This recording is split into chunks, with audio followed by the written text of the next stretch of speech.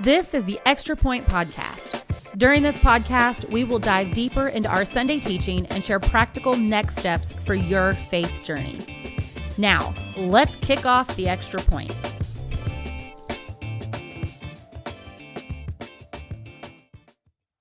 Hey, welcome to the Extra Point Podcast. I'm Cheryl Ross, the Next Steps and Discipleship Pastor here at Southridge Church, and I'm with Scott Beha, our lead pastor, and we're going to be digging into our Easter teaching that we had.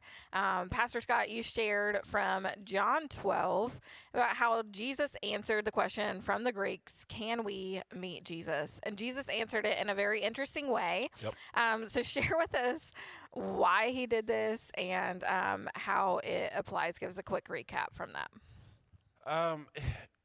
It really is like an odd passage when you look at it on the surface. It's like these Greeks, which when the New Testament says Greeks, they don't always mean people from Greece.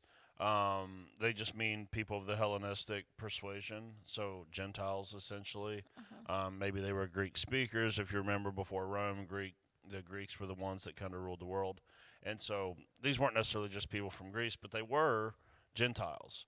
And Jesus is the Jewish Messiah, and so they have interest in him. They have interest in the Jewish God in general, because that's why they've come to Jerusalem for the Passover celebration. They would have been what's called like a God-fearer, which is like as close to being a Jew as a Gentile could get. Yeah. So they would go to the temple and worship, but they could only go into the court of the Gentiles. They were still held at arm's length, and honestly, as far as the Jews of that day were concerned, these were outsiders. These were people that didn't belong, and especially the religious elite. These were people that were like, God's not interested in you. He's only interested in us, and this is why you can only come so far in the temple, and you can only participate as far as we say that you can participate.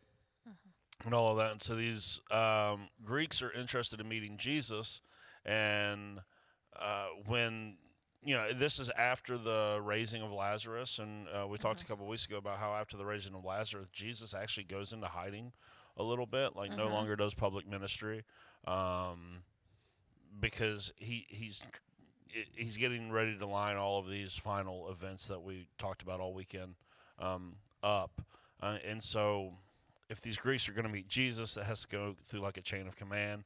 The Greeks go to Philip because Philip is from Bethsaida, which is actually a Greek-speaking area in that. So that's why they go to Philip, because they can actually speak each other's language. Philip goes to Andrew. Andrew goes to Jesus. Hey, these guys want to meet you. And then it's like he just launches into a teaching. You go, they asked you a question. They didn't ask you this question. But the question that was asked actually triggers what Jesus refers to as his time to come into his glory. And then the next thing he says is he likens all of this coming into his glory to a kernel of wheat going into the ground. And then if it goes into the ground and dies, then new life can come out from it.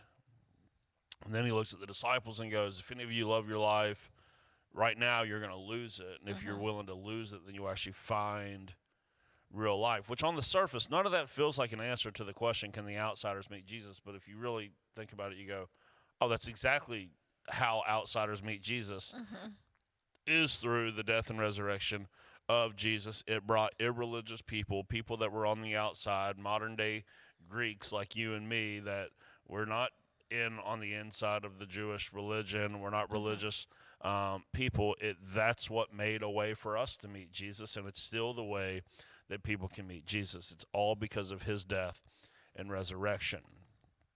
And I think the biggest takeaway for me as I was studying this, and it's really been something I've tried to get into our teaching for years now, because I think sometimes we think that the story ended with resurrection because it was the best way to end the story. As if it's like, what's the most epic thing that can happen? And that's not actually why the story ends in resurrection. The story ends in resurrection because resurrection was always the hope of the people of God. All the way back into the Old Testament, that's what, if you asked a first century Jew of Jesus' day, what is the great hope of the Jews? They're like, of the great day of resurrection. Yeah, because that's what even Mary, at Lazarus' death when Jesus came, she's like, yeah, of course I believe in the resurrection. Yeah, right? We all believe in and that's to me one of the things in our teaching here that we try to make really clear is the great Christian hope is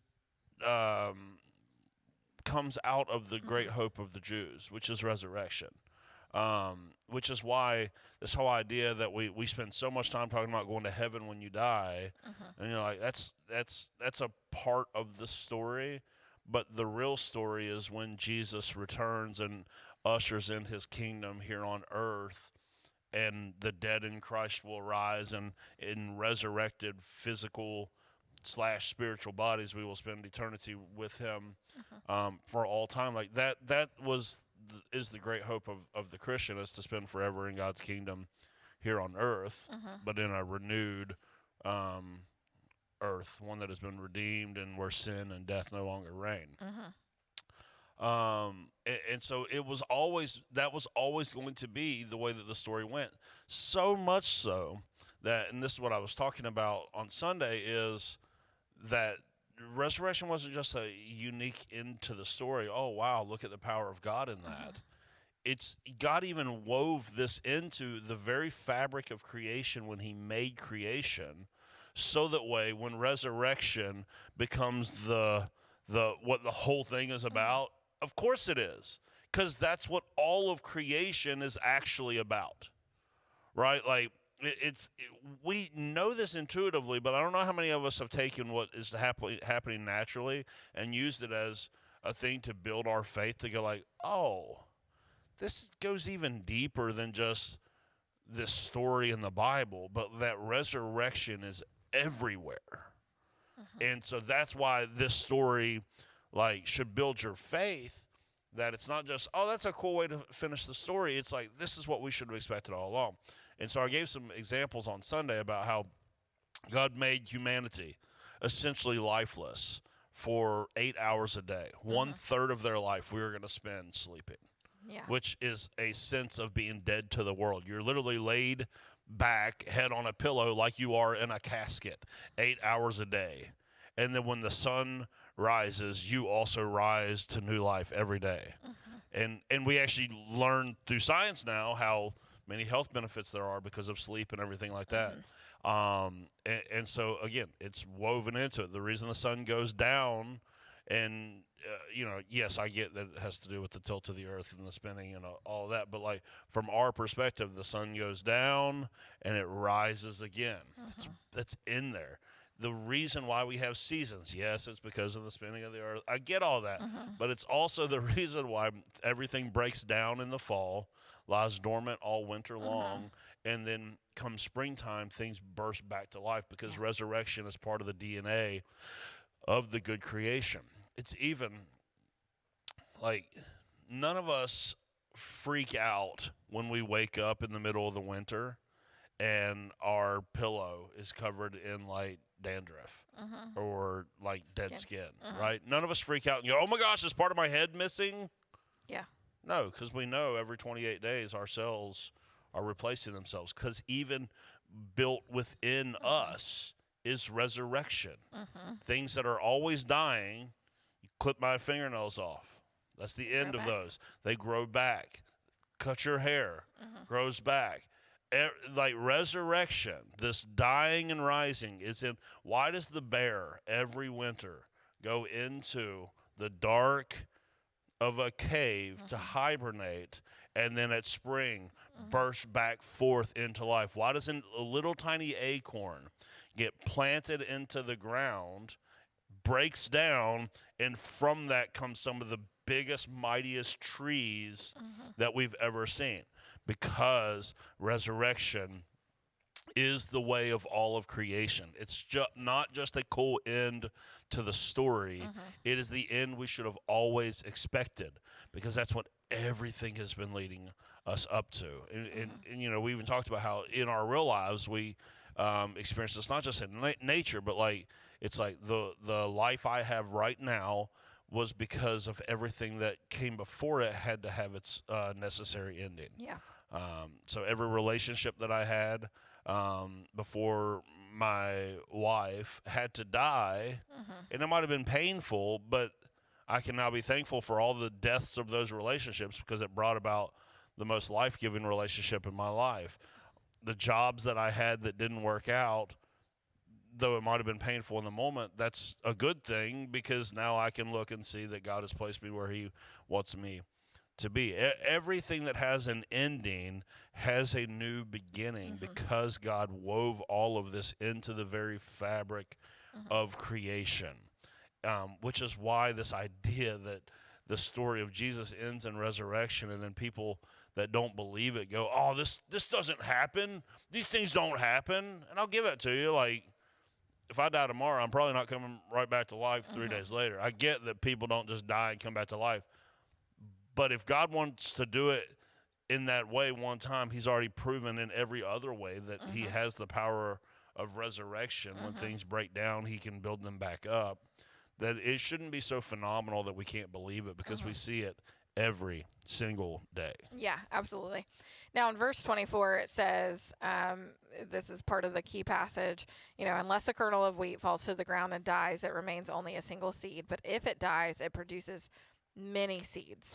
When we meet Jesus, we aren't meant to stay the same. So what does this look like for us? Is this passage here kind of the path to discipleship? Yeah, so the way that you can find out if you've actually buried yourself in the life of Jesus is that the old you, just like that seed, will break down, and you can actually no longer go back to the old you. Right? Like when a seed is planted, it takes on water, enzymes kick in, metabolism kicks in, the seed shell begins to break down. That seed can actually never become a seed again. So if you've actually been planted in the life of Jesus, you're not going to be your old self. And so the picture Jesus is giving us here is that when you follow this, planting yourself, dying to yourself, so the way you can live for him, it actually leads to transformation. And if there's no transformation, if you're not becoming a more kind, gentle, generous, loving person as your years go on of what you consider to be following Jesus, your shell actually has never been broken down. And so transformation becomes the obvious answer to what happens next, because that's what has to happen. It's like nothing gets planted and stays the same. It breaks down and something new happens. Right, and I said it on Sunday. I thought this was fascinating. It wasn't the point of the sermon, so it was one of those things I had to just let go. But the very first thing that seed sprouts is roots, which that's like you. If you take this as a faith metaphor, if you'll let your roots get grown way down deep into the soil of who Jesus really is, that's what will sustain you as new life. That's the stuff that nobody else can see. And what the things in your spiritual life that nobody else can see is what will sustain the parts that people can see. Yeah. So when you bust forth out of the earth with new life, with new purpose, with new direction, that up there will be sustained by all the things that nobody else will be able to see. Yeah, absolutely. And I'm kind of a science nerd, so I love this stuff because, like, you have what's called the taproot, which is the main root where all the main nutrients come from, and that should be Christ. That should be that. But really, that is what brings forth all the root system is what allows your nourishment to go forth through that. And so that's your Bible reading. That's your praying. Those are the spiritual practices that you tap into that allows those things. Because if you bust forth up on the top and you don't have the actual, and this is what happens to a lot of people, they try to bear the fruit that everyone else can see without having the actual roots planted in Jesus. They don't make it. Right. It's easy to pull up. Yeah, it's way easy you're finished. You have to have your roots, and then that part that everyone, especially like for people like us that are in vocational ministry, like we have all kinds of parts of our faith journey that people can see. And the only thing that will sustain us for a lifetime of doing this type of work will be everything that nobody ever sees. Like it's easy to say great job preaching that sermon or teaching that class or whatever, but every sermon, everything that we do here that people can see is simply the result of all the stuff that people can't see. Yep. It is the prayer. It is the Bible reading. It's the discipline of study. It's all the stuff no one else can see that actually makes way for the stuff that everyone can see. Yeah. And so that's why transformation is not optional in the Christian life, because if you're a seed and Jesus likens you to a seed in this, when you're planted in the right soil, the environment of that soil is going to break down the old form of your life and it's going to birth forth with something new. That means the old you is now gone. That seed is no longer a seed. It's something other than a seed now. It's what the seed was always meant to be, but it's no longer a seed. And that's actually what's your life is supposed to look like if you're serious about your faith in Jesus. So these folks that, I prayed a prayer. Yeah, but you're still the same person. You prayed a prayer that didn't actually, like, you didn't mean it. You didn't actually plant yourself. You just said a prayer. Saying a prayer that doesn't lead to transformation, that's the essence of religion. Go look at the Pharisees, the religious people. I said Sunday, the only people Jesus ever repelled were religious people. It's because they had all the practices that everyone could see, but they had no roots that were actually grounded in anything whatsoever. Jesus calls those people whitewashed tombs. He calls them hypocrites. He's when he preaches and says that on the day of the Lord when it comes, that there will be many that will say, Lord, Lord, didn't we do this and this and this? And he said, depart from me, I did not know you. That's the people he's talking about. People that have all of this good stuff that people can see, but there's actually nothing going on beneath the surface. It should challenge us to realize we do not stay the same if we actually met Jesus. Yeah. And I think part of this that many people might miss about is also like that it produces many seeds. It's also not supposed to just stay with us. It's as we're transformed and changed, we are supposed to be producing more through what we are doing and sharing our stories and helping to bring other people to Christ. That's where we're going this. That's where we're going this week. That's where we're going this week, because a lot of us, we call ourselves disciples of Jesus, but the disciples of Jesus always made other disciples. Yeah. And if you were to poll, we had 832 people here Sunday. It would be alarming the amount of those people that consider themselves disciples of Jesus that have never made another disciple. Yeah. Alarming. And what's sad is that it's not even in us in our own strength that we do that. It's in our sharing our story and telling what God has done in our life, and the Holy Spirit working through that does that. It's not up to, like, we just do the obedience. We've talked about this so many times. Yeah. We just have to take that step of obedience and trust God with the process, because I think that's part of the whole thing of this is that once you're planted, it's really up to God to make it grow, right? Yeah. The lack of evangelism in the church today, and the lack of discipleship, the way that we see in the book of Acts, is why the church is in the shape that it's in right now, essentially, and so we have to change that, because we have made the sum total of our faith come and see what we're doing, and that's where we're headed Sunday. Not to give away too much, but when I think we're going to go to Matthew 28, but early on when the two Marys show up at the tomb, it's the passage you read Sunday, the angel says, come and see where his body was.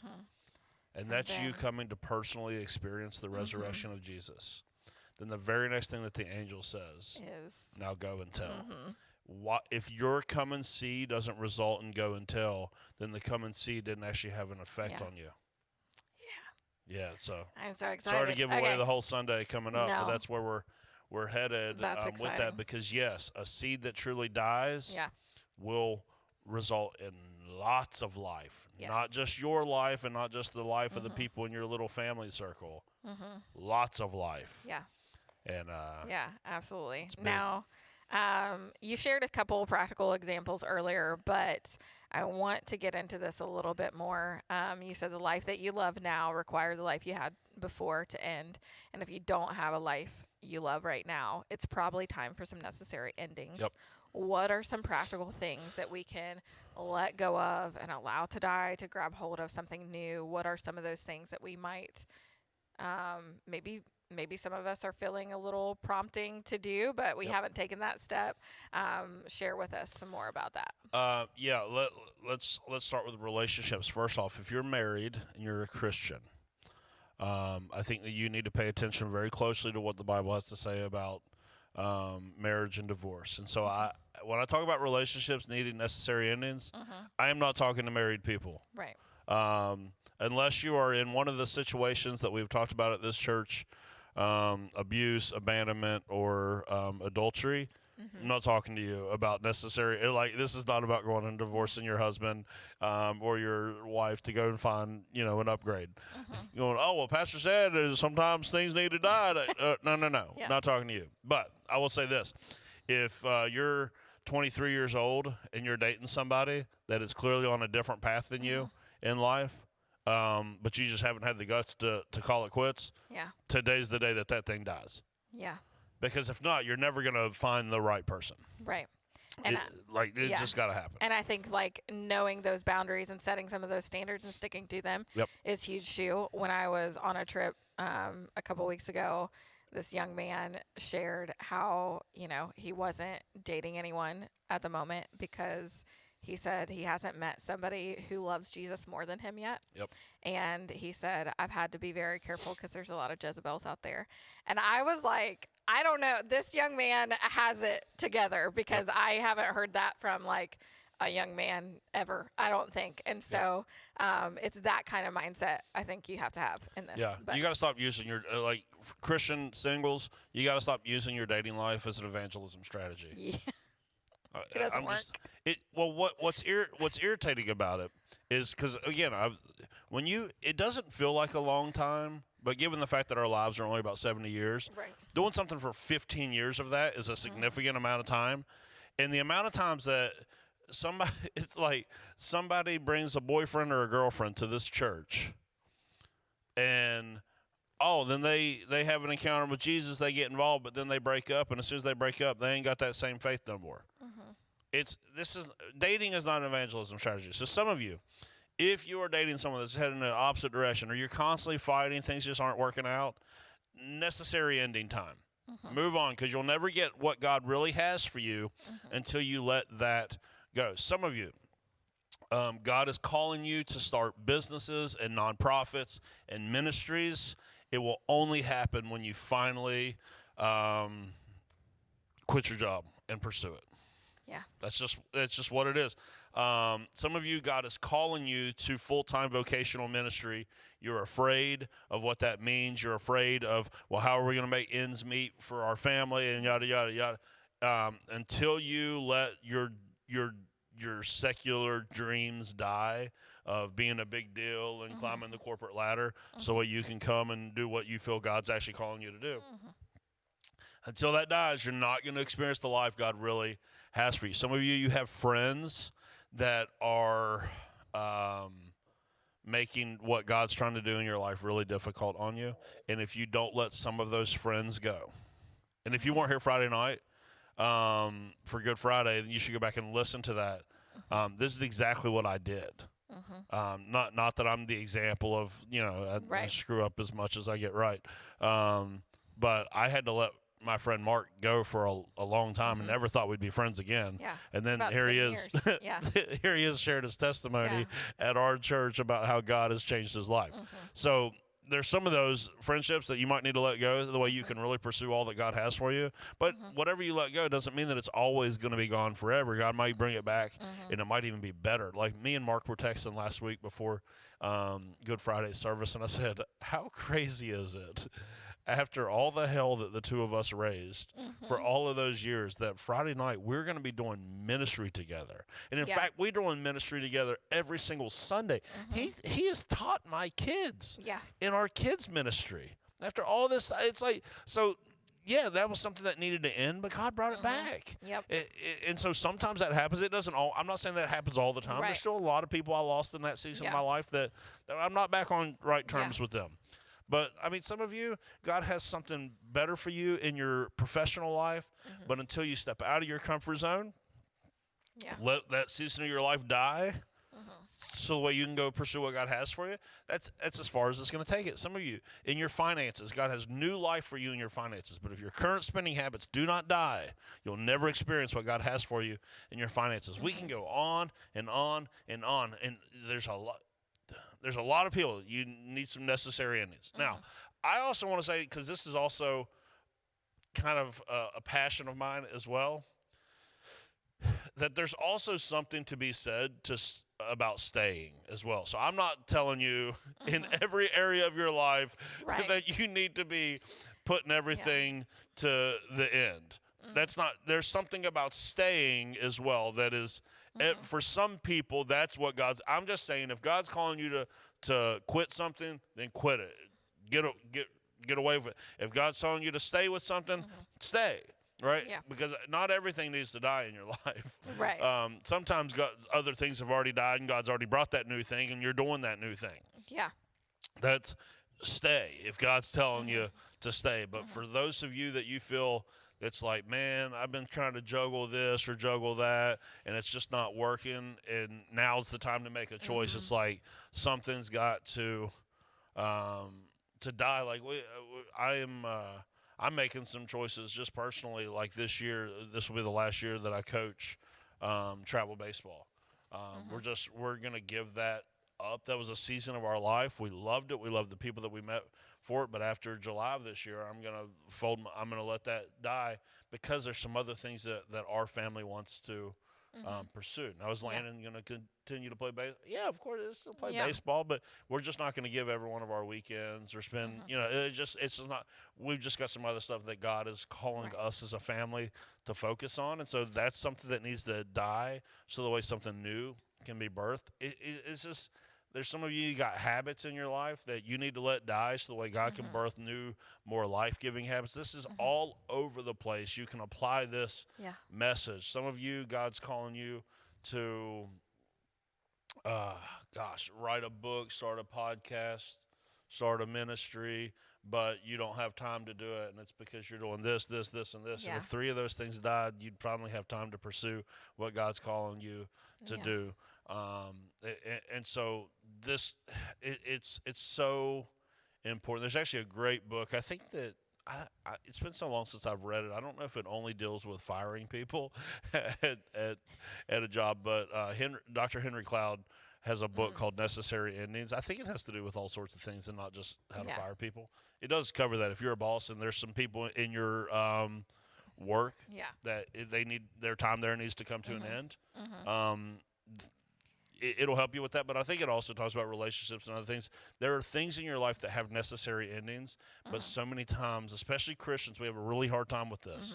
We have a hard time putting an end to anything because we don't feel like it's the nice thing to do, or we don't think it's the kind thing to do. We don't like to tell people no or whatnot because we're like, oh, we're trying to be Christ-like. It's like, well, Christ was not a doormat that people just walked over whatsoever. He knew who he was. He knew what he was about, and he let all the distractions go. And so you may want to check out Henry Cloud's book. Yeah, there's another book called Essentialism that kind of covers a lot of those things too. It's very good for me in ministry as well. It has a whole chapter on saying no. So if you you struggle with that, it's a great resource as well. I've said it before. I got off of social media in September. I never thought that I would be able to do it because people want to connect on there with me for ministry purposes. I tried to share like spiritual things on there, and so I thought it was like a ministry. But after years and years of struggling through different things with social media, that coming to an end in September has been like I sat with my counselor yesterday morning, and I don't think that it's a coincidence that nearly 6 months after doing that, we're sitting here and we're going, so what do you want to talk about? And you go, you know what? Things are actually going pretty good. Yeah. How often do I sit with my counselor and tell him that? Right. Yeah. I'm like, things are like, I just sit there and talk to him about church for an hour. Yeah. Because I was like, I'm doing pretty good. I don't think it's a coincidence. Right. That 6 months after getting off, like, and it will be 6 months this month. Yeah. Or is that 8 months? I don't know. I'm bad at math. I am not the same person as I was last fall. It's not only getting off social media. Again, spiritual disciplines are different in my life. Some different health stuff is different in my life, but still, it's definitely the end of social media in my life played a massive role in God bringing new life to me. Yeah. And so for some of you, there's things like that, like you're doing sports gambling, and God wants to bring an end to that for your financial health and to bring life, and also the way you'll stop lying to the people in your life about it. Yeah. I don't know who that was for. Like there's people that you've got habits that they need to die, relationships that need to die, current job situations, plans that you're making on your own that all need to die so God can do what it is that he wants to do. Yeah, absolutely. Awesome. Well, there you have it. I hope that was helpful for you. We will be back here again next week with another Extra Point podcast and some more practical next steps for your faith journey. Thanks for tuning in to The Extra Point. Be sure to subscribe to the Southridge Church podcast and tune in every Wednesday for another episode of The Extra Point.